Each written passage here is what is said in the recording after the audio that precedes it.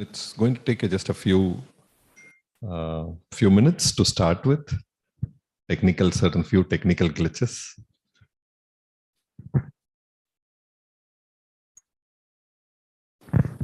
There's a term in our Pondicherry time we call. When we say it's 2 o'clock Indian stretch, we never call it as, actually should not have written 2 p.m. It should have written it as, sir knows about it. It's called 2 p.m. PST. It's Pondicherry stretchable time.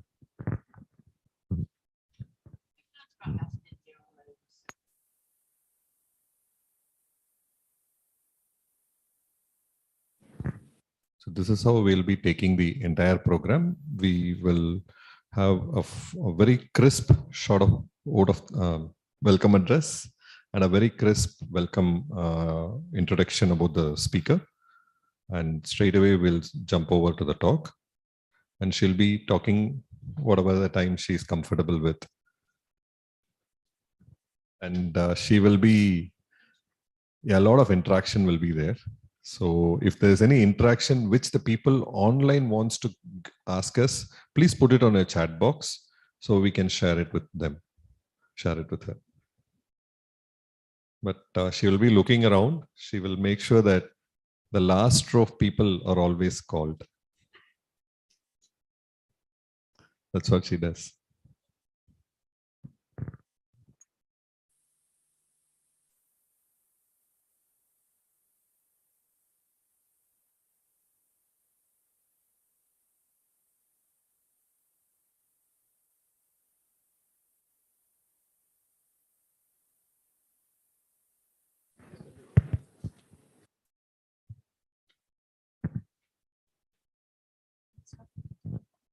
Happy afternoon to one and all gathered here.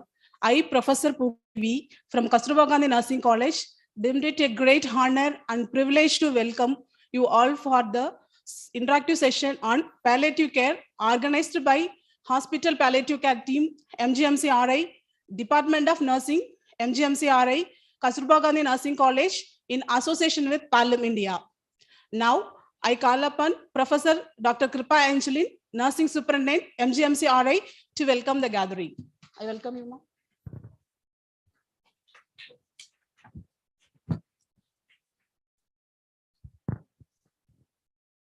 Good afternoon, all. On behalf of Hospital Palliative Care Team and the nursing fraternity, I feel glad to welcome you all for this interactive session on palliative care. Our happiest welcome to our beloved chairman of Sri Balaji Vidyapeeth, Sri M.K. Rajagopalan, and Vice Chairman Dr. Prashant Rajagopalan, who always bestow the good wishes in all our endeavors. A heartfelt welcome to our esteemed Honorable Vice Chancellor, Professor Subhash Chandra Parija, SBB, for his good wishes. I accord a genial welcome to Professor N. Ananthakrishnan, Dean of Faculty, and Professor Ravi Shankar, CDREAM's Director, Registrar, DM, and all other team of the administrative block. I also welcome the Dean, MGMCRI, SSMCRI, and MS off-campus for this program. I welcome Professor Nirmal Kumar V, Director, Hospital and Outreach Services, MGMCRI, who waved the flag first to this activity of HPCT and nursing fraternity. I feel extremely proud to welcome Professor K.S. Reddy, Chairman, Hospital Palliative Care Team, who always gives us his constructive ideas and support in leading the team of palliative care. Welcome, sir.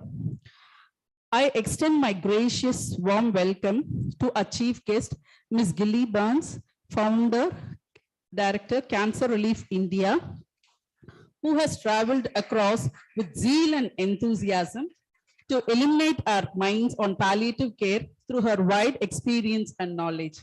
I feel more glad to note that she also belongs to our nursing family. Welcome you, ma'am.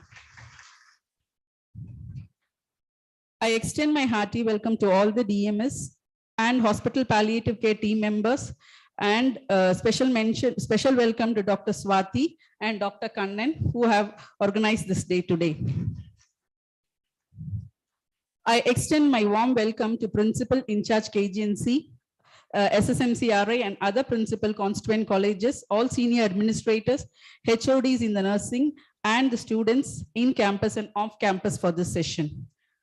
I'm very happy to welcome all the HOD of the departments. I also welcome the students from the School of Pharmacy and their faculty who have come here to attend the session. Once again, I welcome all who have joined online through Zoom platform. Welcome. Thank you.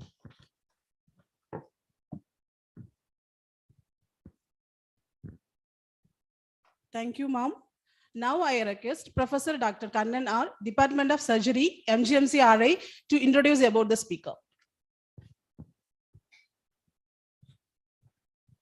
Good afternoon to everyone. This is Dr. Kannan, and on behalf of Hospital Palliative Care team of MGMCRI and KGNC, would like to welcome Gilly, who is the founder director of Cancer Relief India, who is an inspirational clinical role model, palliative care advocate, and for her dynamic and charismatic teaching, which you will experience in next 1 hour. Her lifelong passion remains supporting the development of excellence in palliative care through various educational initiatives. She had qualified from St. Bartholomew Hospital at London in 1973, completed a specialist oncology training in 1974, and she was inspired by the work of Cicely Saunders, which is the founder of the hospice movement. And WHO in 1989 had asked her to undertake a palliative care need assessment in India, where she identified the importance of training of doctors and nurses in palliative care. So since 1989, she has been rocking and rolling to the entire India, the provision of palliative care for the patients, especially those suffering from terminal care. She has given lectures all over India since 1989. She founded the Cancer Relief India, and her mentor and her good friend, Dame Cicely was the patron for over 10 years till 2005. She was instrumental in advising the pharma giant Cipla on a unique design of Cipla Palliative Care Patient and Training Center in Pune, which is one of the most important centers. And WHO had made her a consultant and project director to develop palliative care all over India in collaboration with Cancer Relief India. We are very proud to know that one of our best students has been Professor M.R. Rajagopal sir, whom we call as the father of palliative care and the founder of Pallium India, with whom they continue to work in partnership with Cancer Relief India to this day. She has been awarded merit in spirituality, theology and health from Durham University, and here she is there before you. She always says, I think that's the motto of Cancer Relief, don't just CRY, support Cancer Relief India. You are on. So before we start,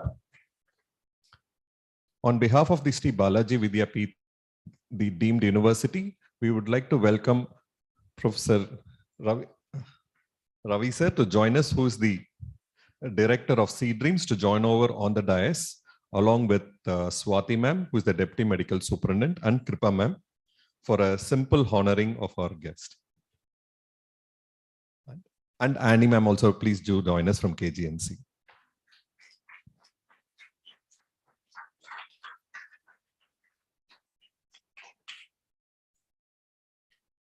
Professor Ravi sir is an anesthesiologist and anesthesia par excellence, and a man behind starting palliative care unit in our hospital when sir was the dean actually.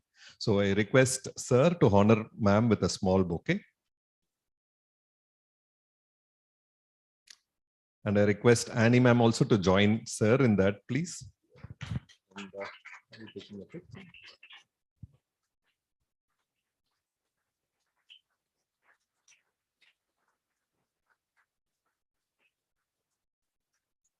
Swati ma'am, who is the deputy medical superintendent, and Kripa ma'am, who is the nursing superintendent, who have been one of the major cornerstones for palliative care. We request both of them to come over on the right side and left side of Gilly, and to honor her with a small present, which is very famous in Pondicherry.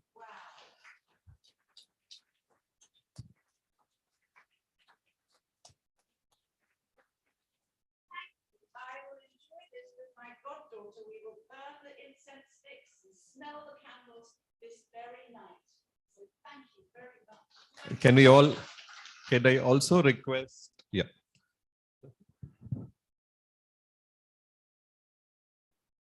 Okay, thank you so much. And we will straight away start the talk.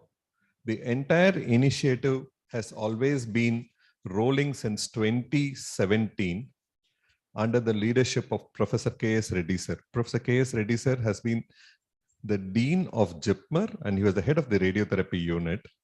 And he has been my teacher also. Let's all give him a huge applause for the great support which sir has been doing.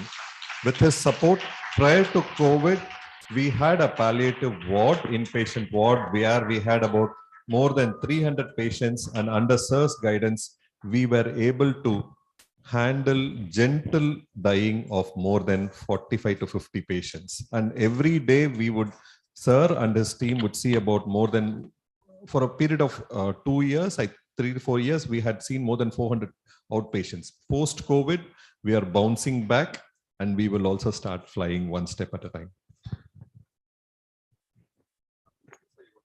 This is palliative care for me, provided by Dr.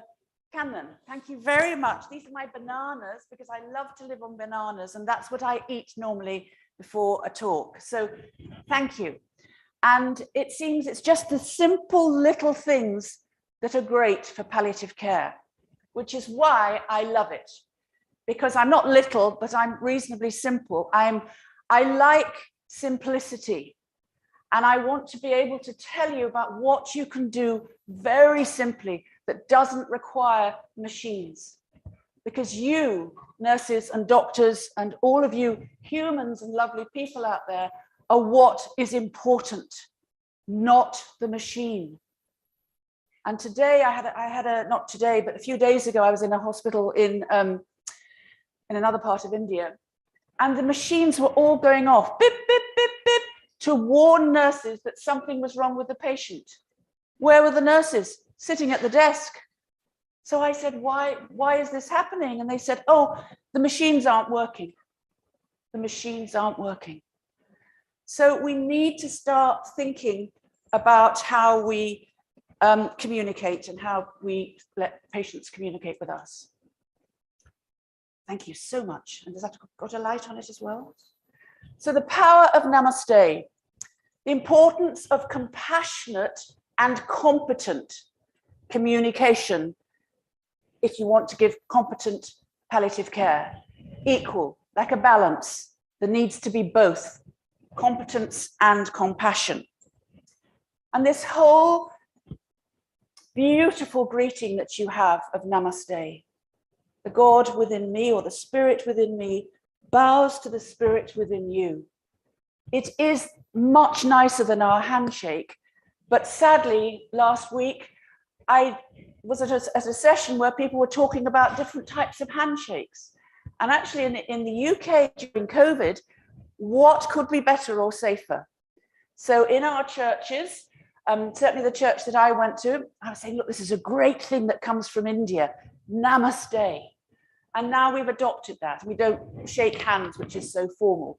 So your Namaste greeting is very, very important.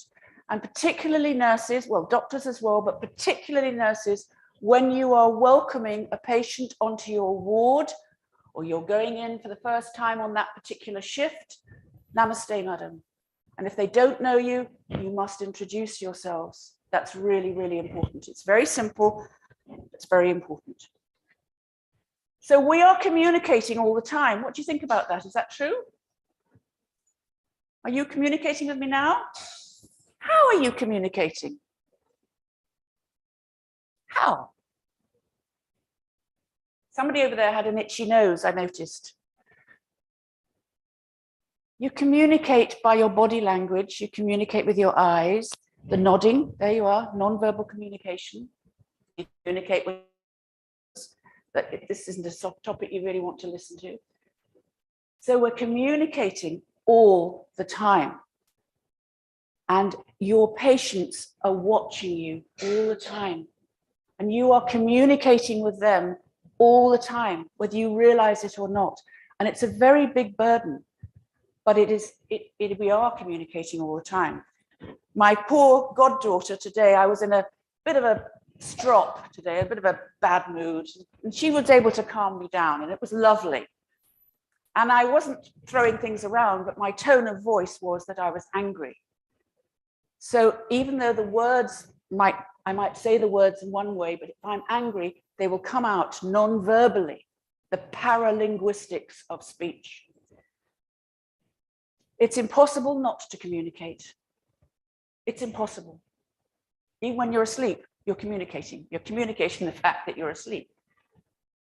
So important to remember that with our patients. We're communicating all the time. So I think I read this to you the last time, but our dear father of the nation, Mahatma Gandhi, said a patient is the most important person in our hospital. He's not dependent on us. We are dependent on him. Certainly, he's not an interruption of our work. He's the very purpose of it. He's not an outsider of our hospital. He's a part of it. We're not doing him a favor by serving him. He is doing us a favor by allowing us to do so, as in to be servers. So this is Rajiv. What does this picture say to you? Just shout out anything. There's no wrong answers. What's coming into your head right now? Sorry? A person with depression. Okay. What else? Fear. Alone. Absolutely. Alone. Isolated, afraid, depressed. What else? So we see from the bandage there's probably something going on, you know, in the head and neck region. So I'm going to tell you his story, and I make no apology for this. This man, I took his picture in 1989 when I first came to India, and I dedicate all my talks to this man, because he has taught me so much, and he has inspired doctors and nurses from all over India.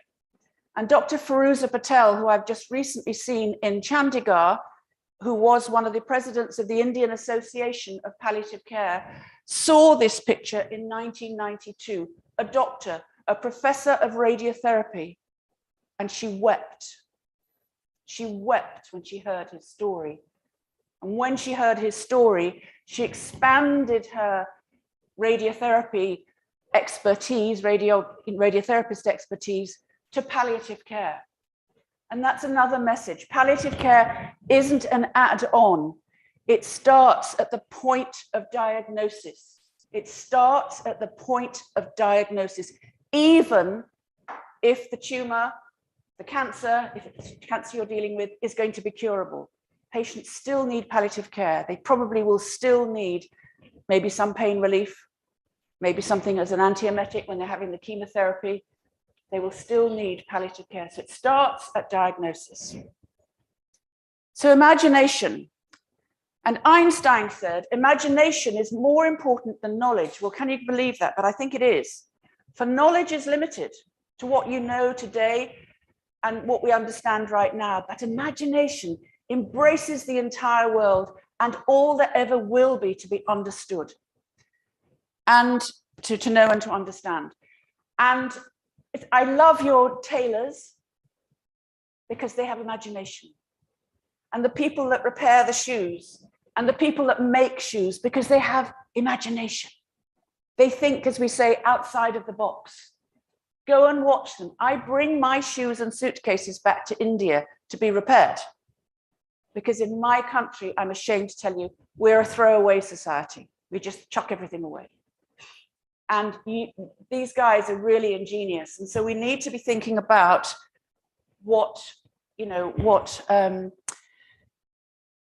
be creative and to feel. This is from Swami Vivekananda. Feel for the poor, the ignorant, the downtrodden. Feel till the heart stops and the brain reels and you think you'll go mad. Then pour out your soul at the feet of the Lord, and then will come power, help, and indomitable energy. And I've seen that. I've seen that in many of your doctors and nurses, that particularly Raj Gopal is the person that I've worked with the most. And, you know, he does feel for the people, and you will see how his is. So this is Rajiv, as we said. He has total pain. Now, I know some of you at my talk the last time, what's total pain? Any ideas? What constitutes total pain? Okay, it's a helpful concept. What can you see with these circles? What can you see? Are they separate? No, they're all overlapping. They're all overlapping. So let's think for a minute about Rajiv, who you can just see in the background there. He has his physical pain of a cancer of the mandible eating through his cheek and his bone. And he can actually get a finger from one side of his mouth to the other. His finger can go straight through. So when he takes the rice into his mouth, what do you think happens to it? It comes straight out, and it comes out with maggots, because there are maggots crawling around his face, and he really smells very bad indeed. So if he can't get the rice down, what happens then? He'll have the physical pain of hunger, because the food that he takes in comes out of the side of his mouth. So those are just a few of the physical pains. His nerves will have probably been involved by the tumor, so he's got that terrible pain, constant, constant, constant.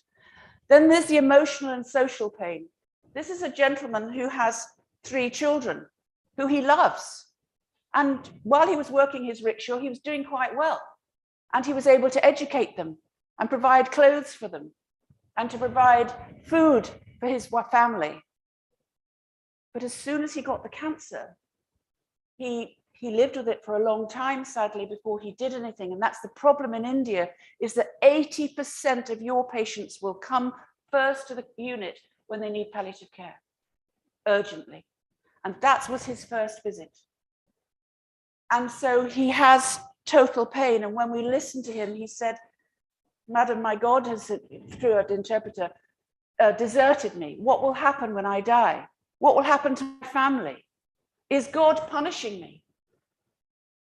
That's total pain.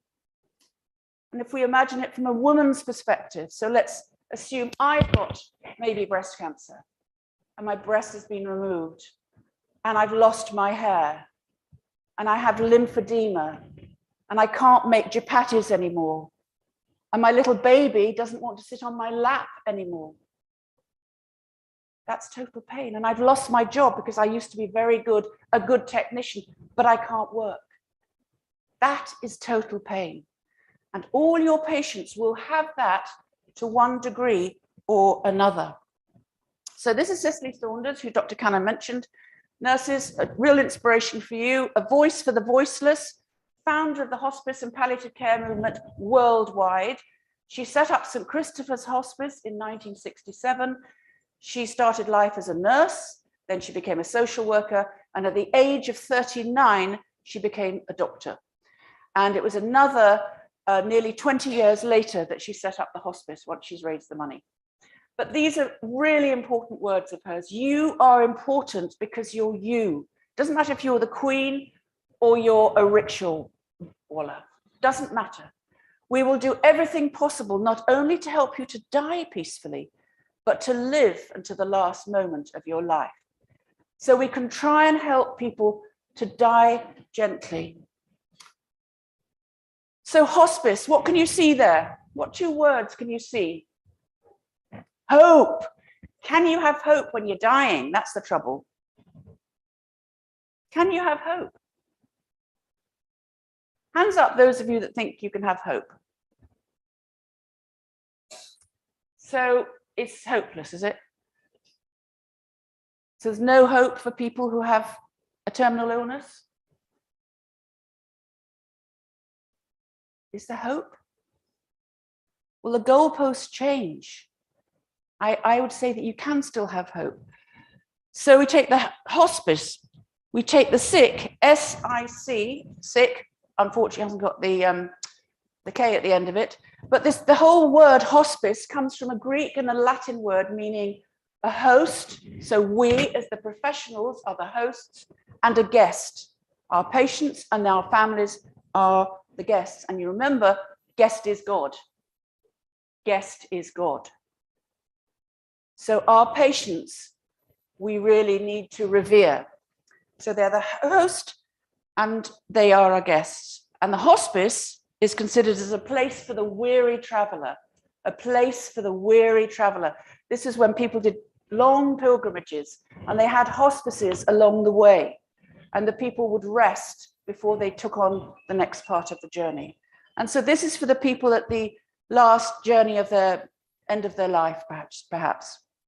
So what is a pallium then? So in the Quran, it says, may you be wrapped in tenderness, you, my brother, as if in a cloak. As if in a cloak. So if I'm the person with cancer, maybe my cancer is not curable, but might be able to have a wig for the loss of my hair. If I'm vomiting, skilled doctors will be able to prescribe antiemetics. If I'm constipated, you'll be giving me laxatives. That is palliative care. If I'm anxious and I'm worried about my family, you'll be able to listen. And in your creativity, guide somebody that may be able to guide them to somebody that may be able to help. So that is palliative care. And may you be wrapped in tenderness. Nurses, think about how you use your hands, how you examine a patient, how you touch them, how you speak to them tenderly. So what is it? It's active care. And this is important because people often say, oh, there's nothing I can do, just go for palliative care. What am I communicating when I do that? What do I communicate? Have you ever seen this expression? Maybe in Pondicherry you don't do this. I'm glad you're laughing, do you? What does it mean? Because I don't know, I'm a foreigner. What does it mean? Get lost.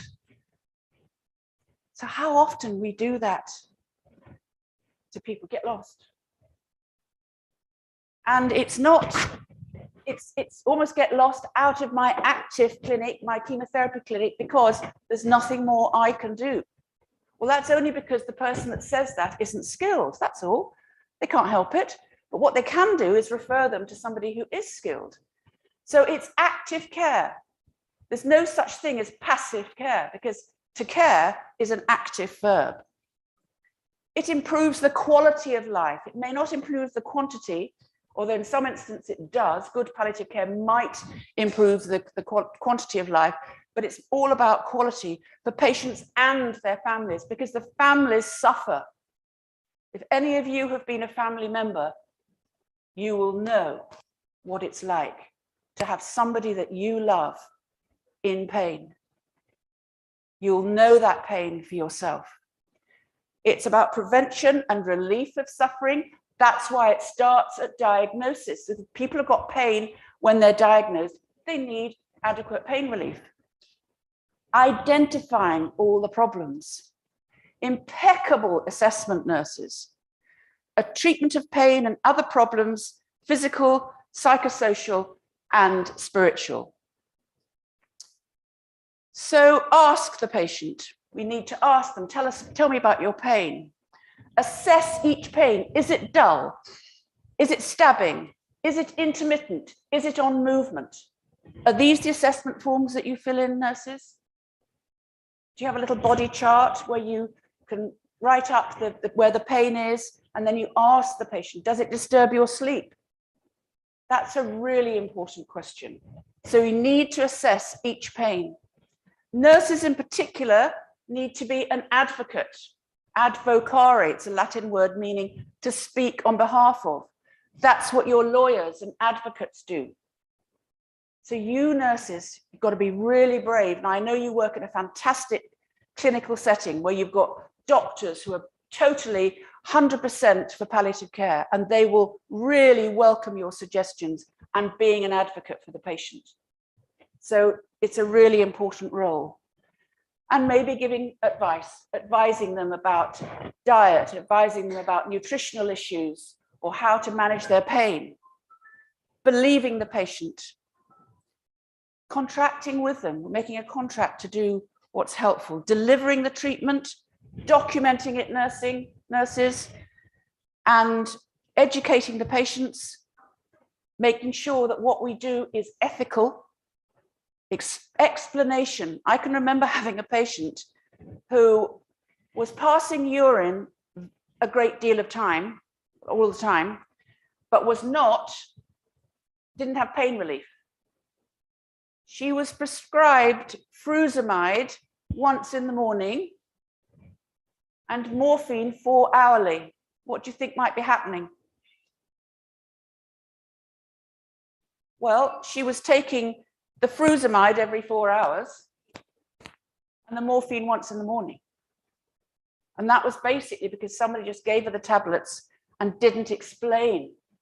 So we must explain. What seems very easy for us isn't easy for the patients. We need to evaluate the treatment, and it's a two-way communication. Listening to the patient, and you have other things to offer. Check it out. Never assume, because to assume makes an ass of you and me. And this is it just so happens, what happened, I was sent this last week, actually I was sent this one last week, this is about my talk, saying it was going to be from 2 till 4 p.m. interaction. So I had prepared and planned a 2-hour talk. Luckily, I had got in touch with Dr. Cannon, and he told me yesterday, oh no, it stops at 3:30. So we can never assume. We need to check things out. Check it out and recheck that everybody is understanding of what are the instructions. And just as a little aside, Professor Adkoli, who was from the university here, am I correct, sir? Professor Adkoli, who's now retired, but had this idea about the ABCD of communication, effective medical communication. This book was released, I think it was last year. I have a chapter in it. It's not about me at all, but all the other chapters are absolutely wonderful and readable and easy and cover every aspect of communication, how to give lectures, all sorts of things. So I urge you to get it. I looked it up today on Amazon, and I think it's about 1,000 rupees. And it's a good book. So I hope it's in your library. Is it in your library? Good. So how do you introduce yourselves or greet your patients and families? What do you do normally? So I'm in your clinic. I'm sitting here now. I'm waiting. There's half a dozen other patients waiting as well. What do you do?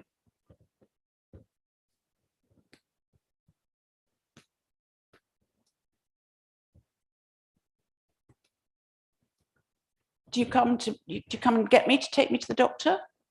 Do you introduce yourself? Excellent. That's marvelous, because it's very, very important. There was some recent research done by a doctor who died of cancer. And actually, the last time I was here, I played the recording of her. And she set up something, she's died now, called Hello, My Name Is.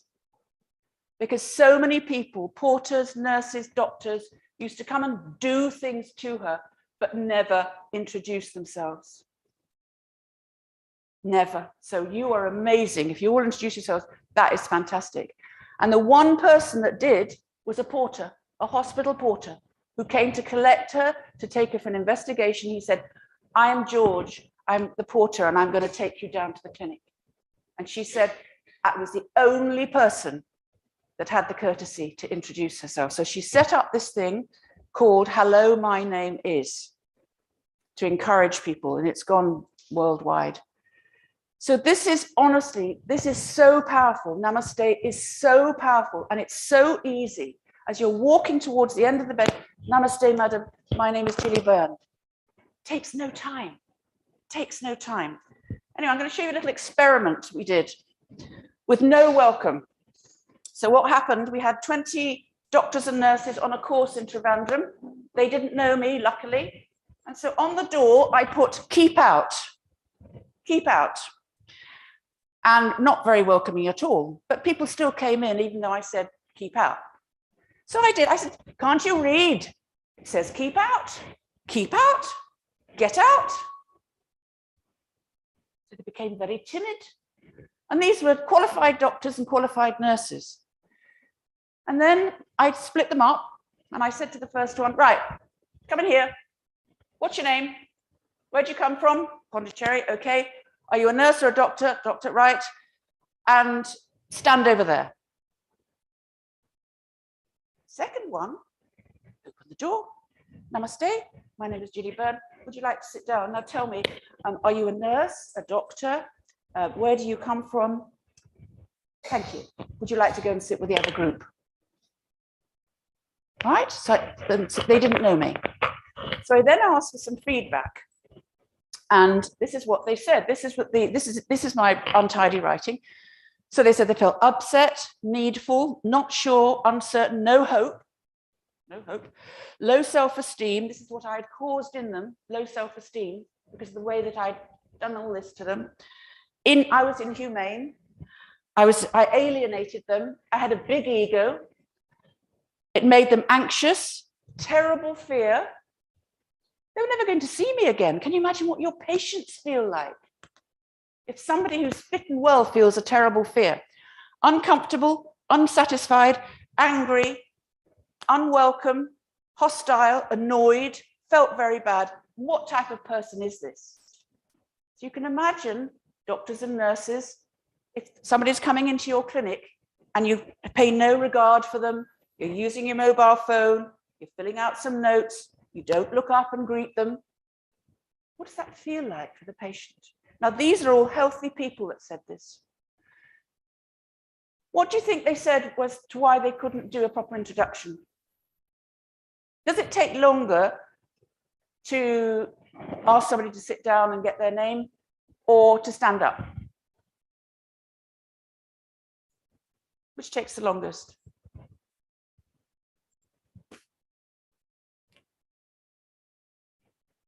No ideas? Go on. It's the same. I timed it for myself, 10 seconds each. Exactly the same amount of time. But the difference was much more than that. So to stand or to sit. And people always say, there's not enough time to sit, which is why I bring a stool. Because what I'm doing now is I'm presenting stools to various centers to encourage people to carry them on the wards with them, to sit. To sit. What do you think the patient feels when you're sitting with them?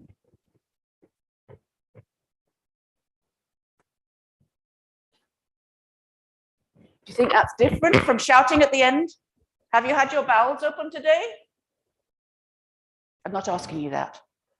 What I'm saying is, if you're shouting at somebody or you're sitting and talking to them gently, which is the better relationship? Great, fantastic.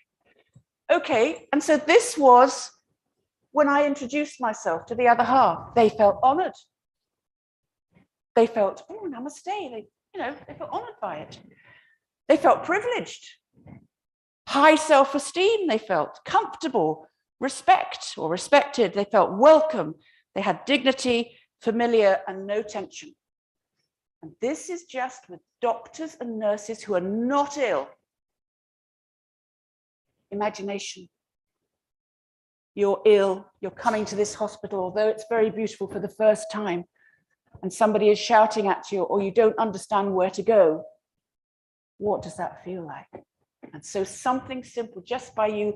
I've had some lovely people greeting, Madam, can I help you? Can I help you with your bags? They don't know who I am, but that little greeting suddenly brings down my anxiety. Sitting and listening now, this is research-based. Sitting and listening to patient stories increases the clinician's empathy. Oh, that's lovely. Great. I still got mine. That's all right. So Dr. Rajagopal, this is the father of palliative care, who was my student in 1993. This thing should work. No, that's it. And this is Dr. Robert Twycross, who is probably one of the, well, right now, he's the person in the world that's done palliative care for the longest. He trained with St. Cicely Saunders, and Dr. Raj Gopal came on a course, very humble man. I am a nurse, as you know, and in 1993, I was asked to develop a course for doctors and nurses. I brought over approximately 26 doctors and nurses from India. I was the course director, a nurse, a diploma nurse, no degree. And in my first course in 93, I had 6 doctors, 6 male doctors, surgeons, radiotherapists, anaesthetists. And they were amazing. They were humble. And Raj Gopal was really the one that was just amazing. At the end of the course, 10 weeks, I said, what are you going to do when you go back to India that's going to make a difference to your patients, but doesn't need anybody else? Doesn't need money, doesn't need somebody to cooperate with you, don't need machinery. And this was his answer. I am going to write listen above the door in front of my desk to remind me to listen to the patients. They are the greatest teachers, not me. The pictures I'll show you of patients will teach you. I am just a channel. That's all I am. I'm going to write listen. And you can see this is just an anesthetic storeroom with anesthetic machinery. And this was in 1994. He came on the course in October 93, came back home in December, and by January, he got listen above the door. And there he is. We're in another clinic now. Listen stays, but look at his posture. Look, right near to the patient, sitting down, explanation about his tablets and his treatment. This is a man with cancer of the mandible. This is a volunteer, Mr. Balarajan, lovely gentleman. This is the patient's wife. This is Meena, who is a volunteer housewife, traveled on 2 buses from the start in 1994 to this day. I knew her baby in 94. He's now grown up and married. Amazing, amazing, just by listening. We must sit and listen, sit and listen. And I hope that there's any matrons here or senior nurses that they will allow the nurses to sit by the patients. And every patient should really have one of these plastic stools by the bed so the relatives can sit down. And if you haven't got enough stools, just get half a dozen. And nurses, when you're going off to interview the patients, take the stool with you and sit down, because it helps you to focus on the patient. And that is really important.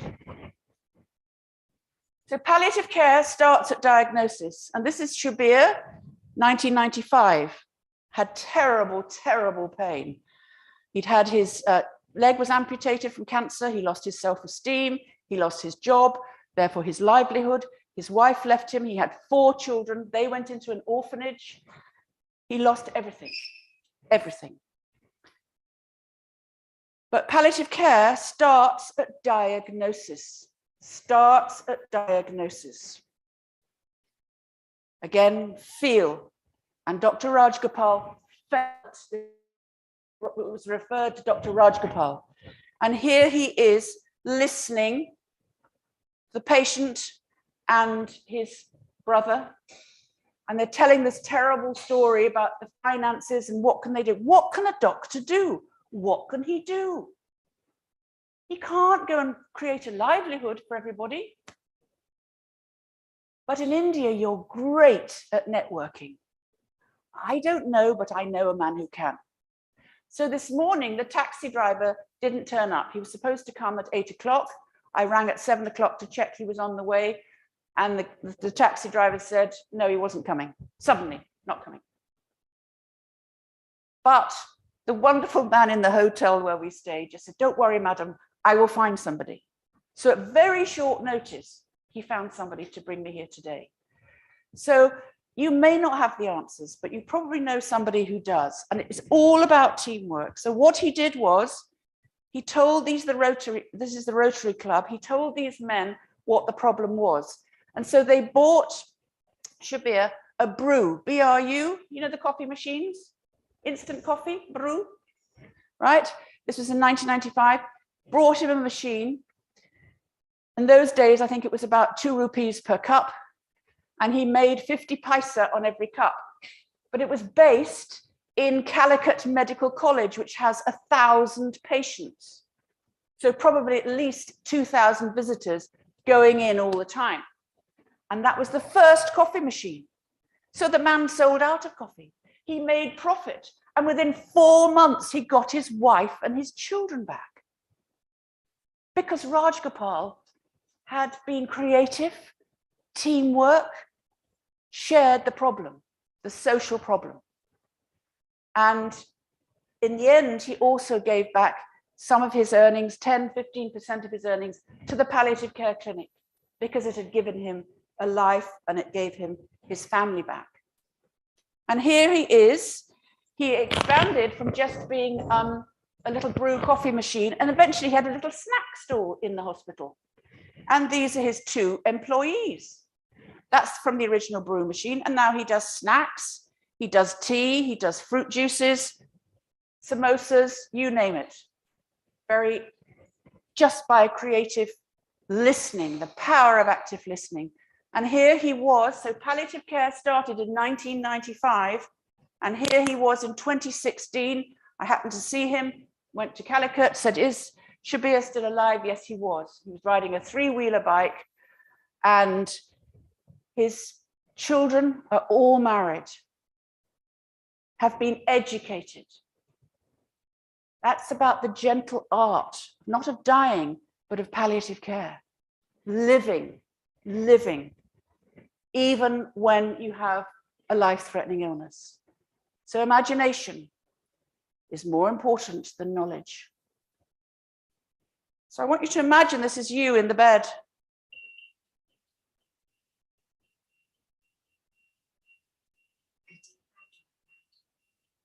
I had to ignore that bit.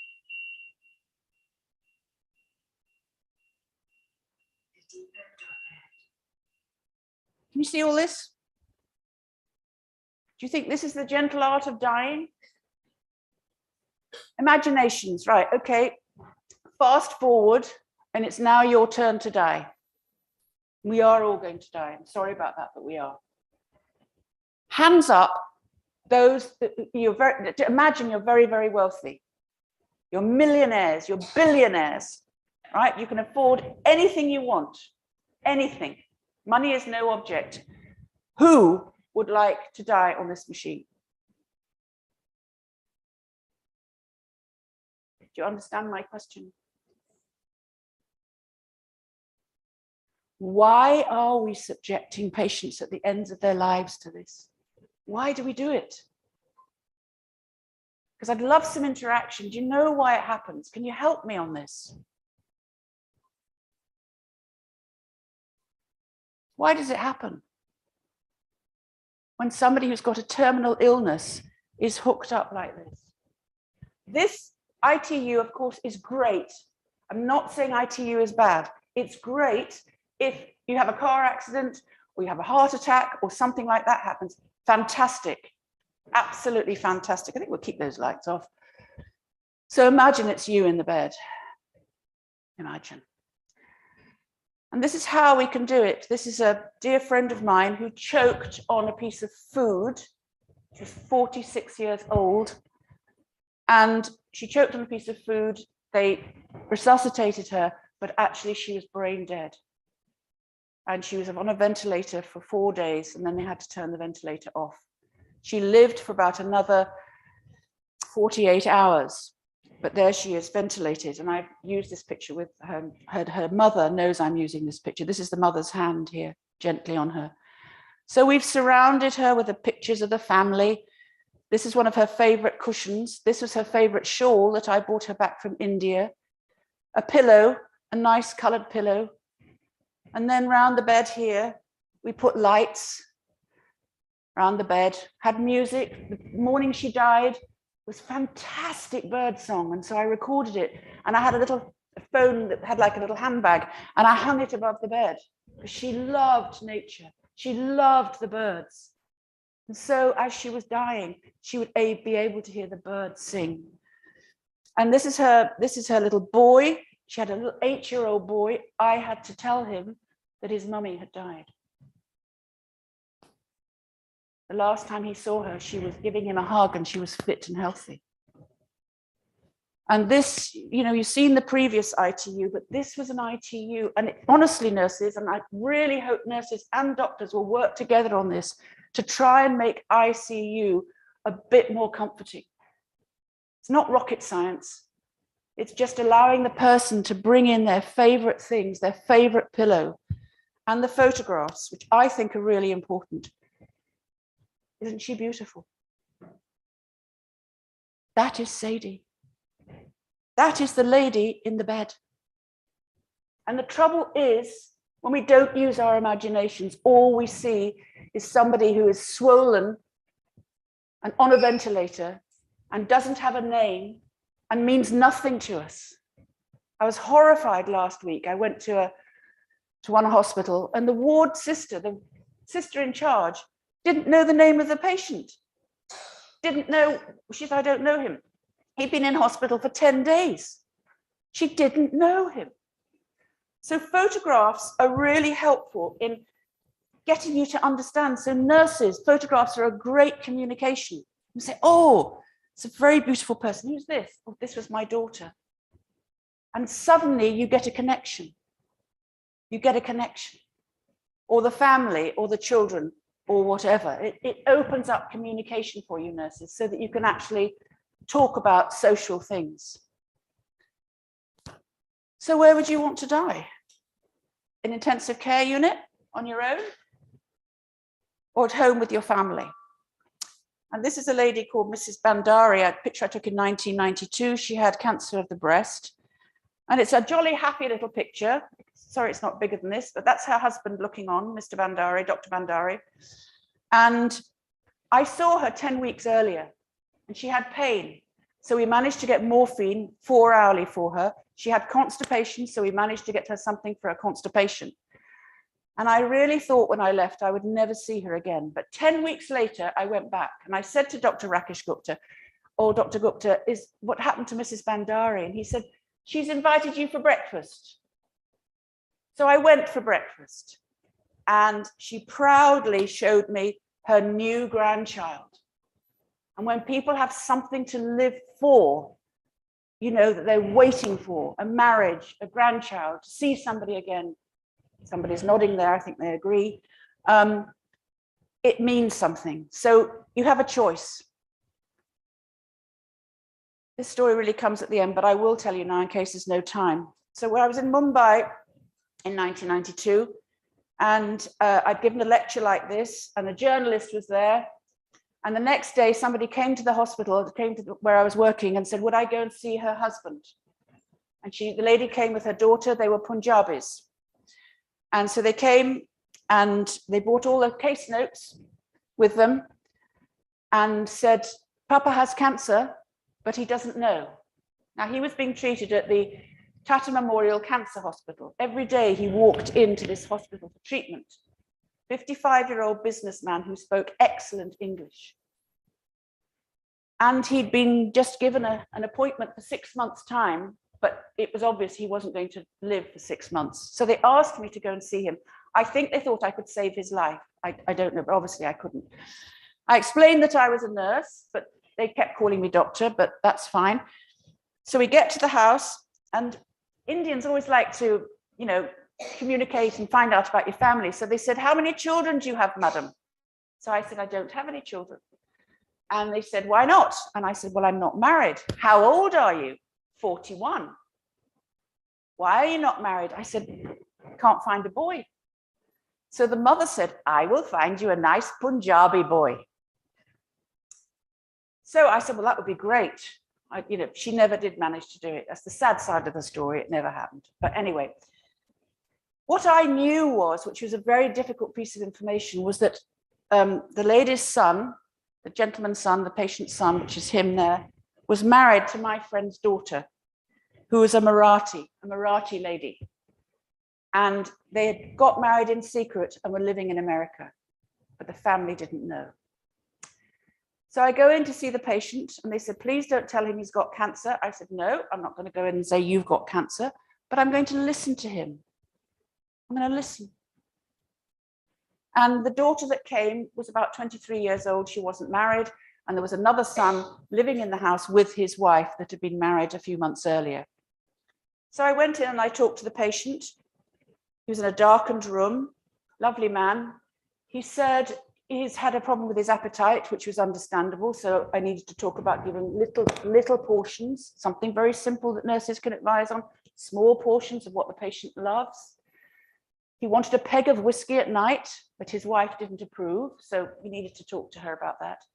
He wanted to go to Jehu Beach, which is the big beach in Mumbai, to do his puja and to walk every evening as he'd always done, but they'd cocooned him. So no, Papa. So I couldn't find many symptoms. He didn't have pain. And then nurses, this is the one question that I find so helpful always. And I'm going to ask you, if you can't sleep at night, what keeps you awake? You. Go on.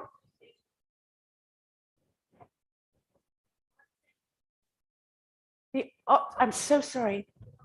Just shout out. What keeps you awake? If you can't sleep, what makes you? Thoughts. Exactly, your thoughts. And are they happy thoughts? The depressed thoughts. So the depressed thoughts keep you awake. Your lovely, healthy nurses and doctors, and they keep you awake, your depressed thoughts. What do you think it's like for a patient? Listening to all those bips. They have even more depressed thoughts that keep them awake, and they go round and round. We have an expression in the UK, a trouble shared is a trouble halved. You go home to see your friends, don't you, at the end of a shift? Just had a terrible time. The sister fired me, she was awful. Or the doctor shouted at me. And your friend makes you a cup of chai and listens. And you feel better, don't you? You're smiling, you feel better. You're relating to the story. So I said to him, how do you sleep at night? He said, not very well. I said, what keeps you awake? What do you think he said? He actually said, worry. And what do you think he was worried about? Family, social. Who in the family particularly? The daughter. He said, and these were his exact words, I'm worried I won't see my daughter married before I die. Which means he knows he's dying. He knows he's dying. So I didn't say, yes, you're dying. What I said was, and I was able to sit with him, I said, well, there's no time like the present. Your daughter is a good marriageable age. We never know when our God will take us. We don't. And I said to him, when I leave my mum in England, I say all my goodbyes. I say all the things I wanted to say because I might get killed on one of your buses, which Lucy will relate to. I had quite an interesting journey this morning. So your roads are not particularly safe. So it'd be a high chance that if I was going to die in India, it'd be from a road traffic accident. And I said, my mother, who was in her 70s, might die. She might have a stroke, heart attack. So she might die. So we never know when God is, going to take us. So I said, if you want to find a husband for your daughter, maybe now's the time. And I said, perhaps you could try and find one for me as well, but he didn't manage that. So I brought the daughter in to the room and I said, your papa tells me how much he loves you. It's very difficult having these conversations. And she started to cry. And he was crying. And I said, he wants to find a husband for you. And I didn't say before he dies. And she just said, yes, Papa. Anyway, I told his wife that he wanted a little peg of whiskey. He wanted to go to the beach to do puja. And he wanted to find a husband for his daughter. I never saw him again. But a few months later, the journalist who had basically given the introduction got in touch with me. And this is a very simple but important story because I didn't break any bad news. All I did was listen to what his needs were. And he wanted to find a daughter for a husband for his daughter. He found a husband and he danced at her wedding. He danced at her wedding. And he was freed to do that because I didn't tell him the truth, but I didn't lie to him. I gave him the opportunity to express his anxieties and his worries. So you don't often have to say, yes, you've got cancer. You don't need that. All you need to say, nurse, is, you seem to be very worried, Mr. Patel. Do you want to tell me about it? You can always say, I don't know the answer, but would you like the doctor to come and talk to you? It's all you have to do. Don't ever say to a patient not to worry, because they will. Even if I said to you with your anxious thoughts, don't worry, would it stop you worrying? No, it would just make you think, I'm not interested. So he danced at his daughter's wedding. This other son came home and said to the father, Father, I've met a girl I want to marry. She's Marathi. I know you wanted me to marry a Punjabi girl, but I love her and I want your blessing. And the father knew he was dying. And so he gave his blessing and he saw them remarried. He didn't know they'd married in the first time. So they had an Indian wedding. 2 weddings within 16 weeks. And he died at home. No more treatment, no more chemo. He was going to die anyway, but he died in peace. And that is the gentle art of living and dying when you have good palliative care. And you're not tied up in an intensive care. So relationships are founded on trust, fostered by honesty, and poisoned by deceit. I've had the permission to take this picture. What do you see?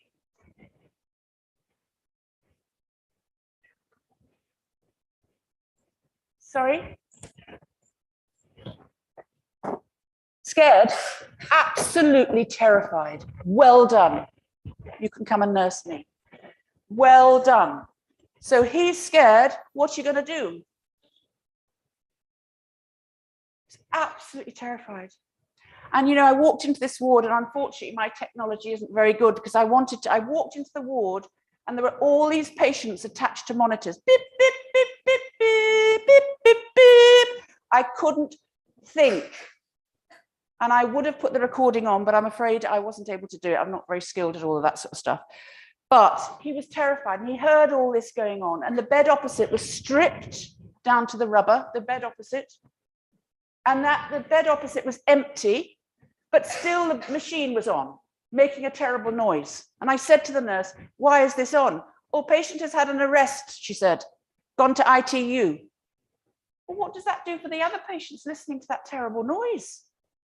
And then the man in the bed next to him who had a brain tumor was dying. He was also on a machine that was making a noise. And the man next to him was on a machine. And this man was on a machine that was making a noise. The noise was terrible and it wasn't doing anything. And the nurse just said to me, oh, we have to have it monitored. Can you not tell when a patient is breathing has changed or has died? It's tragic. He was terrified. And this poor man, for 4 days, he said, I want to go home. He knew he was dying. Very educated man, read about 100 books a month, quoted poetry, English poetry to me. A lovely, lovely man, Mr. Minhas, a lovely man. And he was scared. And the doctor had prescribed him for some more chemotherapy. He had cancer of the pancreas, metastases in the liver, cancer of the spine. He was riddled with cancer, riddled with it. And the poor family had to find the money for more chemotherapy that was going to do no good whatsoever. Totally unethical treatment. You're important because you're you, not just because you're Mr. Modi, but because you're a human being. And there he is, he's distressed, poor darling. This is his daughter. She was distressed. This is the brother. She says, we have to do the chemotherapy. The doctor says we have to do it. Another doctor came in and said, actually, he could go home. But she was scared. No, the doctor said, we must have this chemotherapy. We must have it. He says, there's a little chance. And I said, a chance of what? A chance that he'll just die with a mouth full of blisters, in pain, alone. He was still terrified. So that was his social pain. He was worried about both his son and his daughter. Neither of them were married. His wife had died 6 months ago. He was ready to die. He wanted to die, but he wanted to die at home. So the power of pillows. This is my pillow I bring from England, because I can't sleep with the normal pillows, even though the hotel pillows are okay for some people. Pillows are a very personal thing. They're very personal.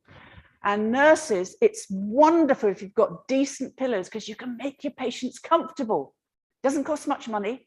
Ask the patient's relatives maybe to bring some pillows in. They cost a few thousand rupees. Anyway, this marvelous doctor, Dr. Jane, absolutely wonderful doctor. I told him I wanted to go and buy pillows. We were going out for a meal. So we went to this shop and we bought 10 pillows because there are 2 specific patients. And here are the nurses and imagination. So we just need to use our imagination. It's not rocket science. Come on, it's not going on. That's it. More important than knowledge. There he is the next day. And I think you'll agree, his eyes don't look the same. Got the blue pillow. I didn't show this picture, but I bought a whole array of different colors. He chose blue and that's what he wanted. Much more relaxed. Would you agree? Or am I putting words into your mouth? What do you think? How do you think he looks today? Better? He's comfortable. The family are happier. He's comfortable. He's had a good night's sleep. He's still attached to all these wretched machines. He died less than 24 hours later, having had the chemotherapy. So we failed him in some ways, but what I wanted to say, nurses, was that little bits of imagination and thought can make a big difference. And this is another lovely lady, Mrs. Biswas. She was a gorgeous lady, and they have, and her husband, no children. She's had breast cancer. She said, I asked her permission to use this picture. I don't know if I've got the other one of her. And she needed 3 pillows to make like an armchair in the bed so that she could sleep comfortably and she could sit comfortably. So very simple. Doesn't need any drugs, doesn't need anything. So 6 faithful serving men. What does the patient want and need to know? Why do we give information? To empower the patient and family. When do we give it? From diagnosis to death. Where do we give it? Clinic, ward, and community. And who should we tell? Who should be told? The patient or the relatives? What do you think? Should we tell the relatives first or the patients when somebody's got a diagnosis? What do you think? So hands up those of you that think the relatives should be told first. Okay, hands up those of you that think the patient should be told first. Okay, I know you don't want to tell anybody, but the point is, you know, you have to make a decision. What normally happens is the patient told first or the relative. The patient is told, are they? That's fantastic. Good. Some patients don't want to know. My father didn't want to know, my mother did. So we need to find out what the patient wants. But very often when people try and protect the patients know, like the gentleman I told you about who couldn't sleep. He knew that something was going on. So sitting and listening increases the patient's and the doctor's empathy. So nursing is the highest calling from God, and we need to sit, and doctors too, rest your legs, get your eyes on eye contact. Beautiful. This is Lissy. This is the other volunteer. And this lady's son had died a few weeks earlier. He had an osteogenic sarcoma, but he used to work as a volunteer with Dr. Rajgopal, helping other patients. And she's come back to talk about her son who's died. But look at this lovely posture. She's smiling, this beautiful eye contact. Look at her hands, open, and leaning forward, totally engaged, compassionate communication. Now, this was the other day, and it's about, I had some blessings from Mr. Patel. I was up in Chandigarh, and This is a new thing for me. It's never happened before, and I know it's something cultural, but he thought of me as his sister, this gentleman, Mr. Patel. So he said to his daughter, go and get her some money. And I was so embarrassed. I was, you know, I felt embarrassed. And Dr. Patel, Firuza Patel, who's the consultant, said, Gilly, you have to take it. And Firuza obviously said, you know, not 2,000 rupees, but he blessed me with 20 rupees. And the symbolicness of that was just, the symbolism was just amazing. And I'm taking that picture home, that 20 rupee home, and I'm going to frame it to remind me of this gentleman and this lovely cultural thing that we don't have in my country. I just thought it was beautiful. So relationships founded on trust, poisoned by deceit. This is a poor gentleman in another part of the country, horrible fungating wound, doctors treating him with masses and masses of chemotherapy. He'd sold his land, he'd sold his cow, he was about to sell his daughter's dowry. The two brothers came with him into the clinic, and you know, it was quite obvious that the man was dying with this extensive tumor and he was due for some more chemo. Luckily, I was working with a doctor from the UK, and they said to the patient, go and wait outside while we talk to the brothers. What is that saying non-verbally? Please wait outside. What does it say to the patient? You're going to talk about something nice? Would you say to a pregnant lady who's just come in and discovered that she's pregnant, is going to have a baby, would you say, would you mind waiting outside while I discuss this with your husband?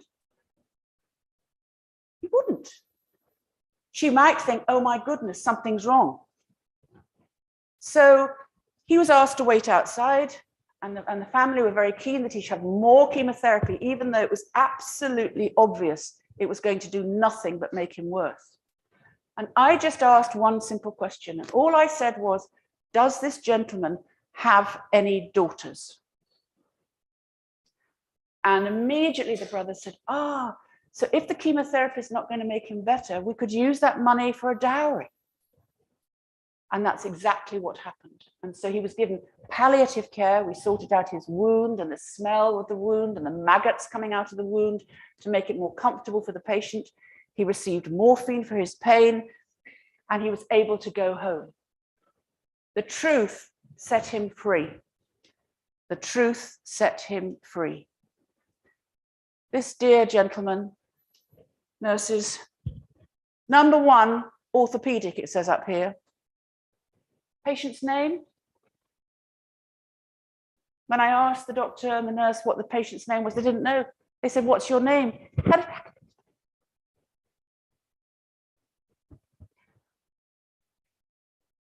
He couldn't speak.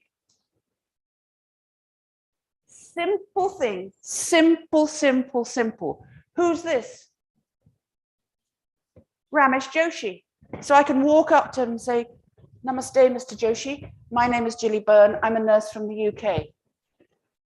Simple. Simple.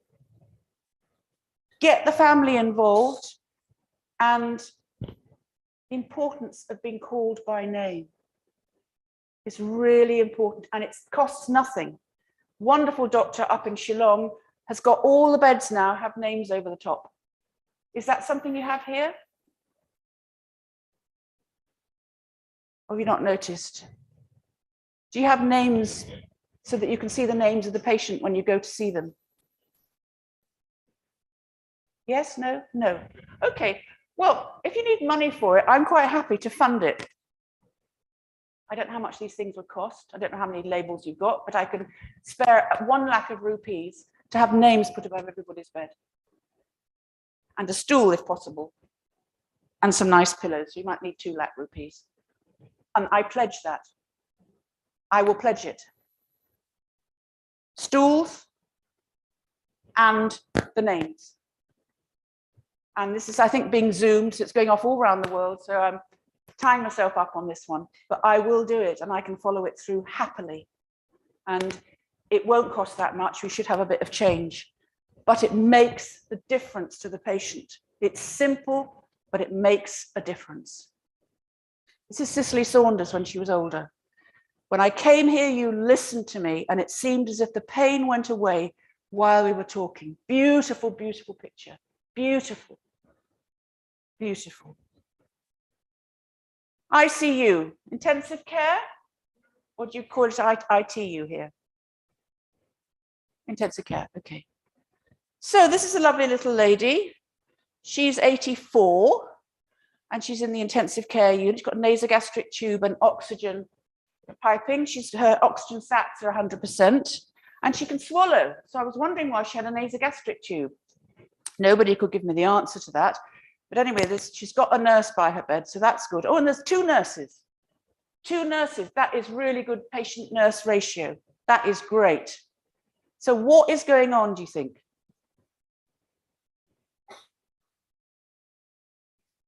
Or is it called intensive cruelty? Look. Ribbon gauze, tying her fingers, crucifying her to the bed, and her legs tied. Tied. Luckily, when I was there, they took them off. But all her hands were bleeding, damage done by nurses. Tied to the bed. Why? Why are we doing this? This is inhumane. If you did it in my country, you'd be absolutely fired. It's a human rights abuse, and there is no excuse. Sorry, but there isn't. So hands up. Well, let's see. Recall the face of the poorest patient and ask yourself if the step you're going to take will be of any use to them. So look at that. Look at it. Look how tight it is. I felt ashamed to be a nurse, ashamed that one of my profession could do this. Hands up, those of you that you would like your mother or grandmother or father or grandfather or brother or sister tied up like this. Hands up.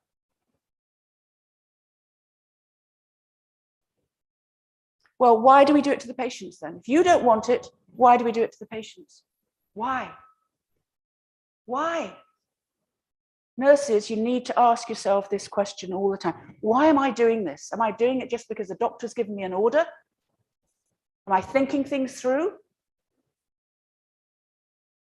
Why?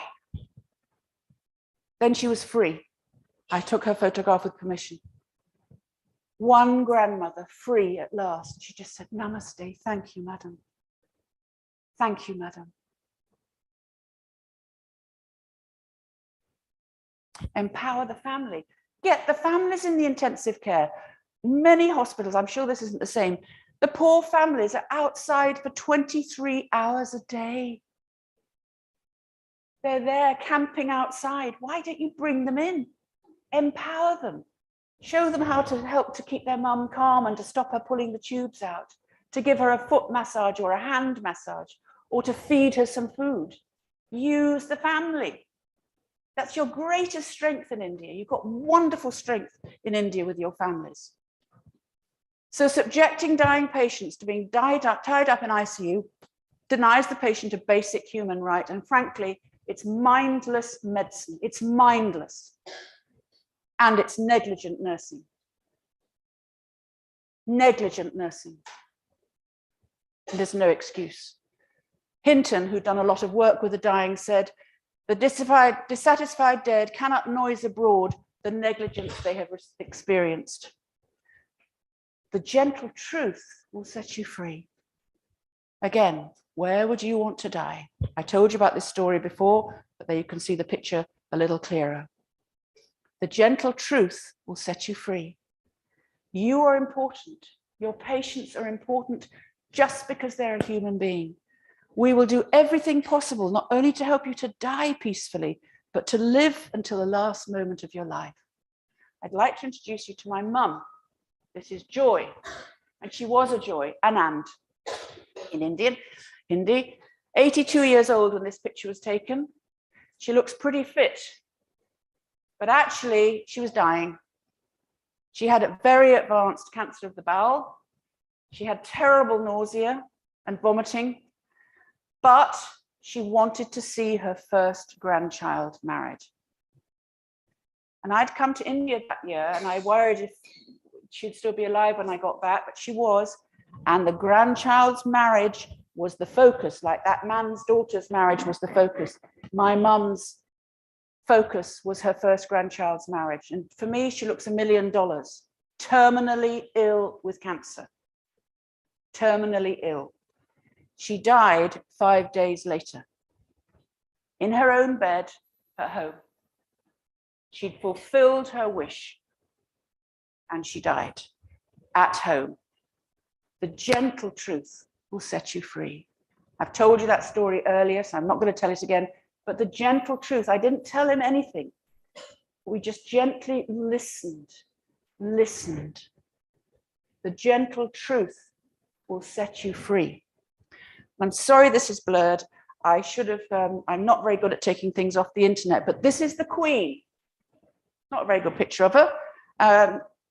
Welcoming Liz Truss, our new Prime Minister.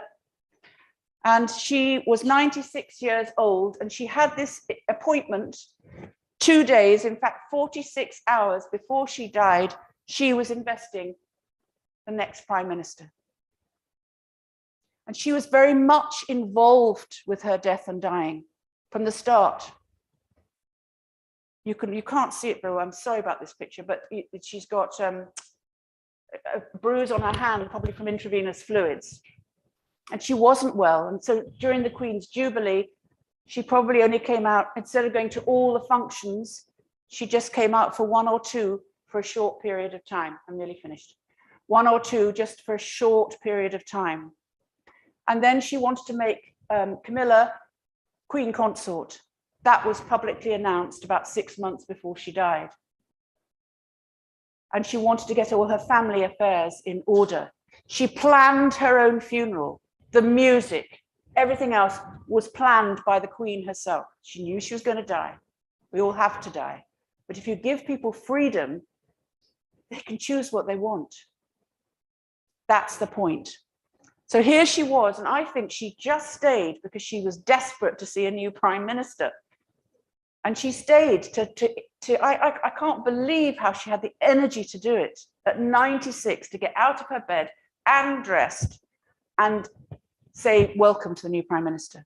Unbelievable. But good palliative care enabled her to do that. And as we know, there are many people in places like China and Japan where they're put onto a ventilator for months on end, where they just exist. And she also chose to die in Scotland, which was her favorite place, her very favorite place.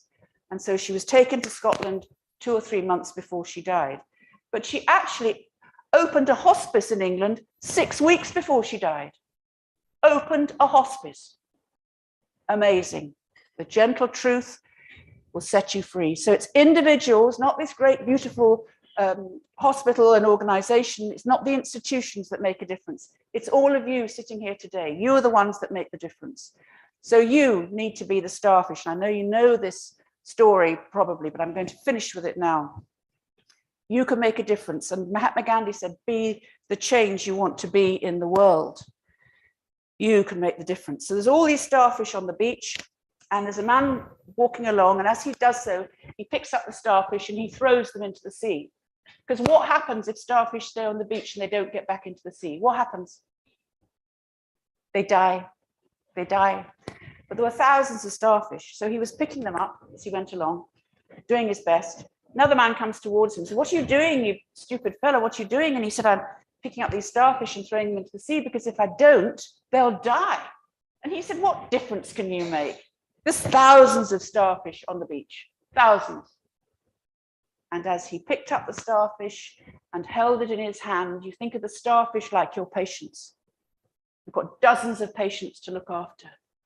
But he said, it makes a difference to this one. And you, every single one of you here on Zoom, looking in, can make a difference to your patients. You don't need machines. Your smile, your compassion, your care, and your competence will be what will make a difference to your patients. And Mahatma Gandhi said, you, not the seniors, You must be the change you wish to see in the world. So thank you for listening to me. God bless you. And thank you all those of you on Zoom. Be the change.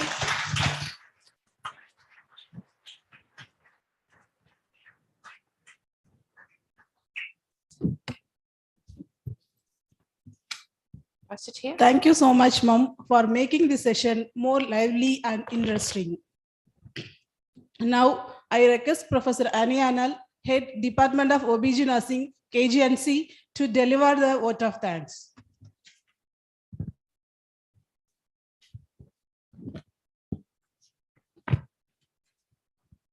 Pleasant good afternoon to everyone. On behalf of KGNC, I, Professor Annie Annal, feel privileged to propose the vote of thanks on this interactive session on palliative care. First and foremost, my heartfelt gratitude to Lord Almighty for His grace and blessings to conduct this program.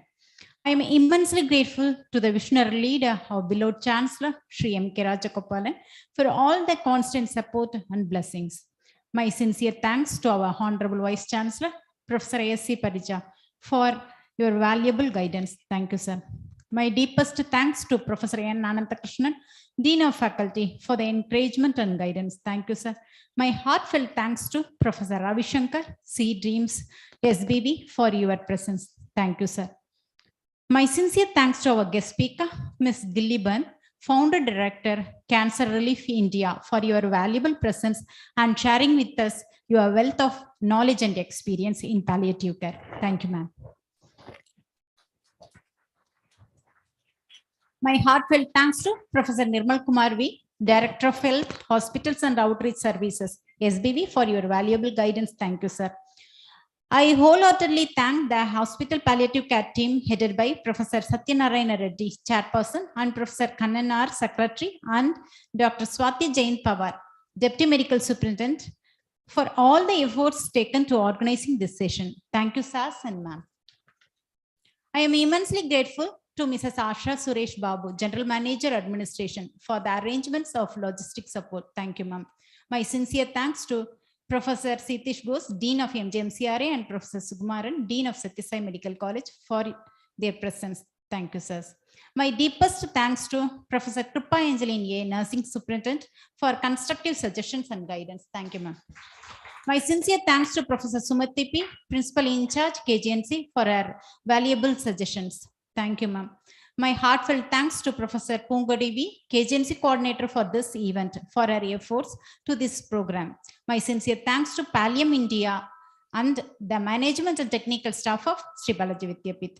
I feel glad to thank the heads of the institutes and departments, faculty members, staff nurses, PG and UG students attending this interactive session directly and in online mode from the main campus and as well as from the off-campus Chennai. Once again, thank you, one and all.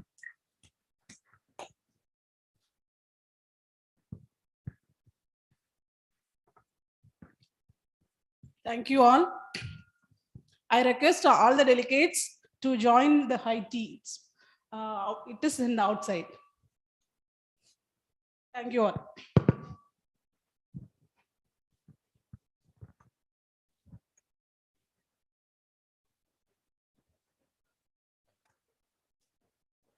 Hello, Chris and my Hilly Willy.